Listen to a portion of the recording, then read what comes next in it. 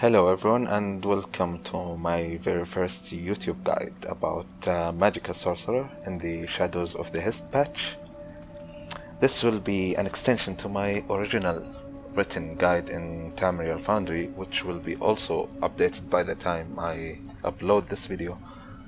Also I will add the link for that in the description.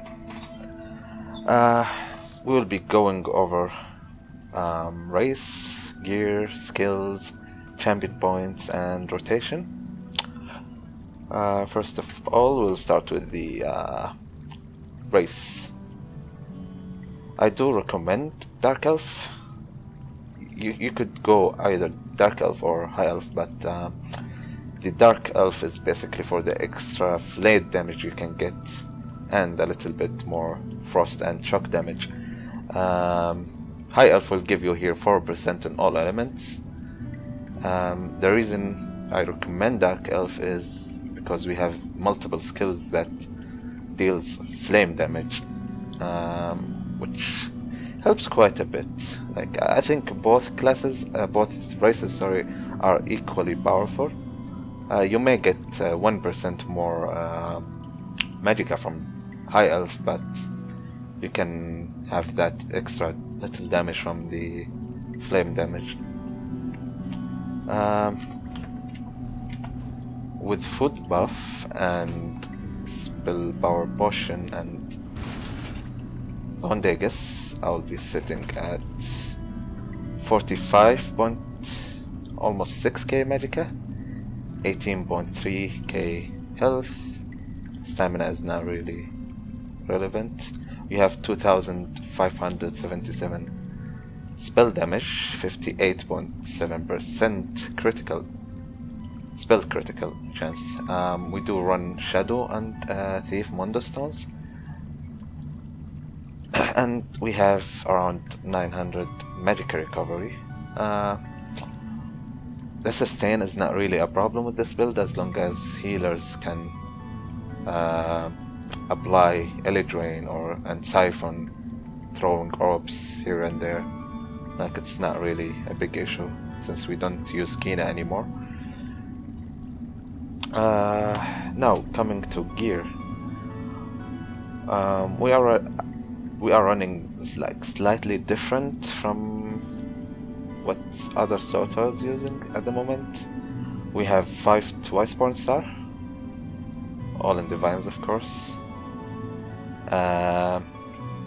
and 3 Moondancer to get that Minor Slayer buff.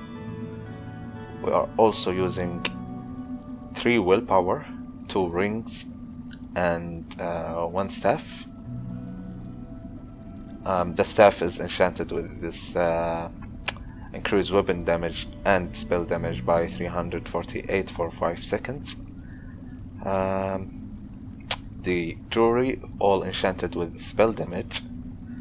All gear are enchanted with max Magicka, and of course all of them are divines. On the back bar we will have Maelstrom Inferno Staff Sharpened. You can also run Moondancer on the staff and have Willpower on the jewelry, but in this case, like, we will have the Minor Slayer on our main bar. That's not big enough issue, but on our back bar we will lose it yet, but we will have the extra 189 spell damage, which I think Minor Slayer is better than that 189 spell damage. So that's why we are running Lightning Willpower in here instead of Moondancer, even though Moondancer looks cool, but whatever. For the skills, I am using similar bars to what Senaxu is using. Senaxu has also a Sorcerer guide for PVE. I will have a link of his build in the description. I'm using his rotation as well because I think it fits pretty well with what I'm running, and I'm getting really nice results with it. Basically, Felicious Curse. It deals nice magic damage. You can apply this once every 3.5 seconds, and it can hit for very hard. Actually, it can. I've seen it crit for like 35 to 36k. It can also deal about 4k DPS single target, which is very good actually. Then we have our spammable, which is force pulse, obviously. Next we have crystal fragment. It's no brainer. It's just when it procs, just shoot it. So strong.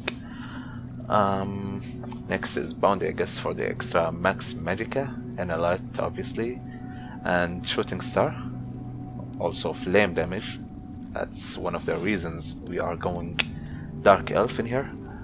On our back bar we have liquid lightning, one of the very strongest AoE dots in the game. Hits for quite a lot actually. Mage's Wrath. It's an okayish execute, not that powerful, but still efficient.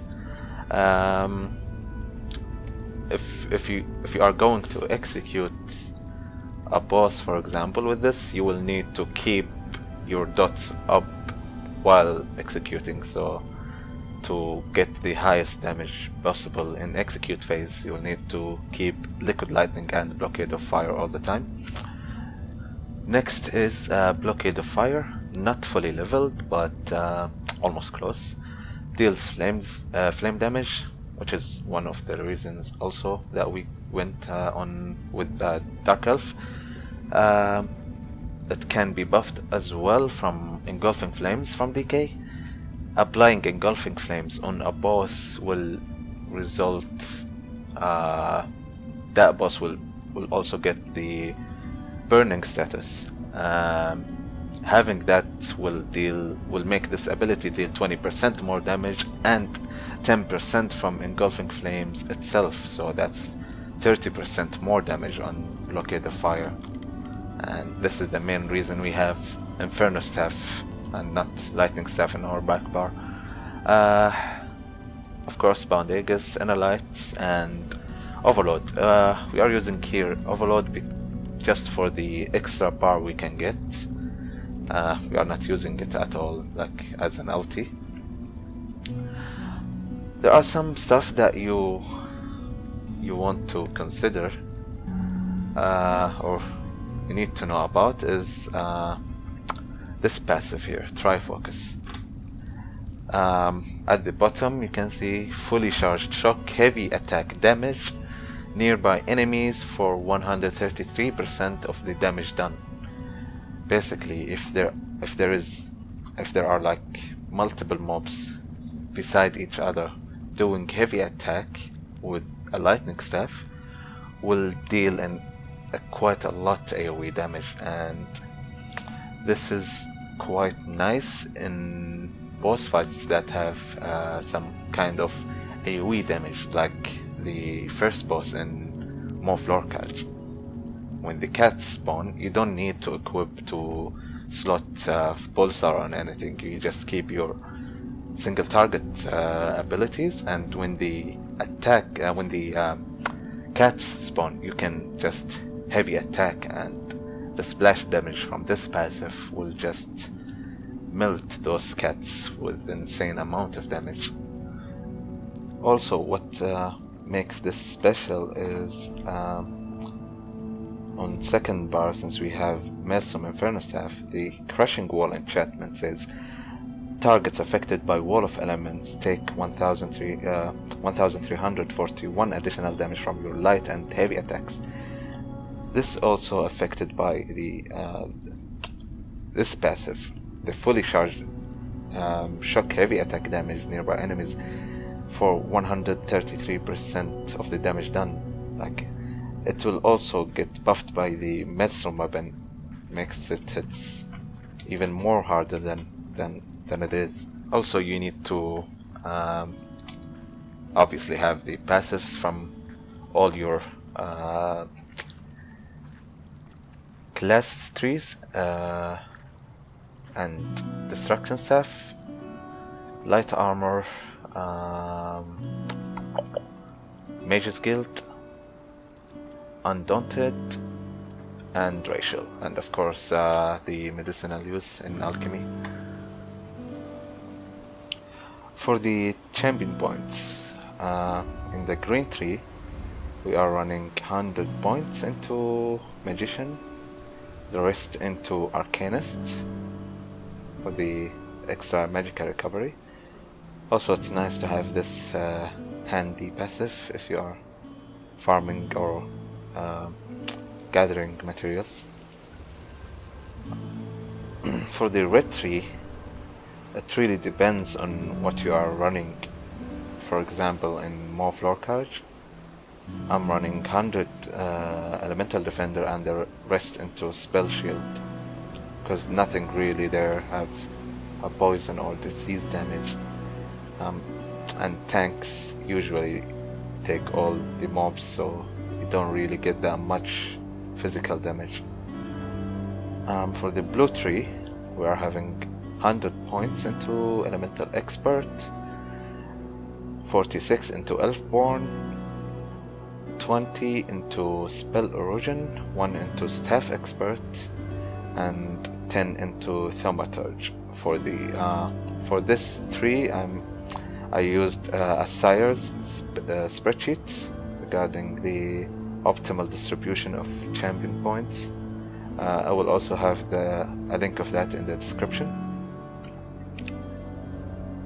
Now, going for the rotation, I'll be showcasing both AoE and single target.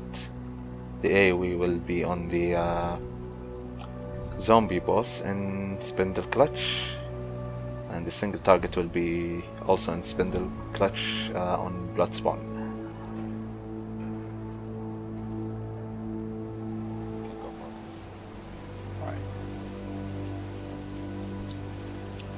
Here we have the AoE situation. What you need to do is just drop your Liquid Lightning, Wall of Element, and maybe Meteor, and then just spam your heavy attack.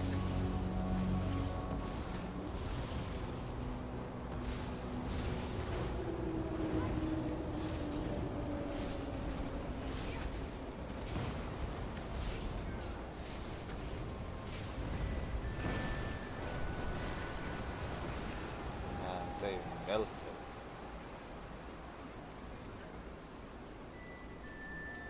For single target, you will start with Curse, dropping Meteor, then Liquid Lightning, Blockade of Fire, and start your rotation as you can see in this video.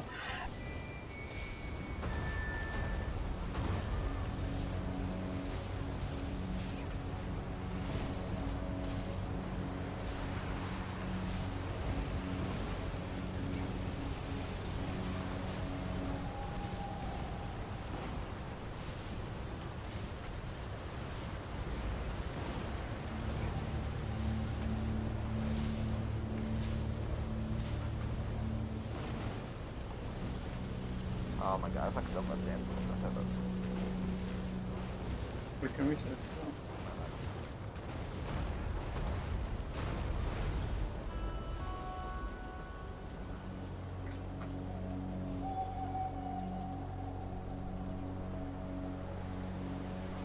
That's it for the build. I hope you guys enjoy it.